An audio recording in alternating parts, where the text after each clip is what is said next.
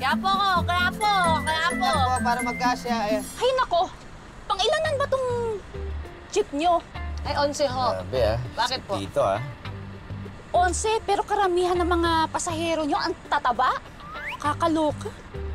Beb, tama na nga yan. Halika na, kumando ka na lang sa akin. Yan.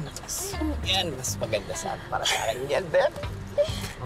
Nako. Ay, kung maglalandian po kayo, pwede po kayong mag-motel. Pretty. Oo nga naman, hindi na kayo nahiya, no? Nagbayad ako kahit nakakandong ako. Yung iba dito, pasahero nyo ang tataba, ang lalaki, dapat pangdalawahan ang bayad nila. Di ba? Okay. Ikaw, patay mali siya. Nagbayad.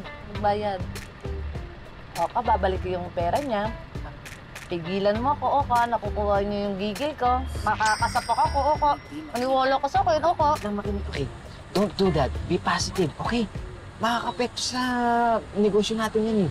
Sa business natin eh. Gigil ako, Oka. Walang pansin eh.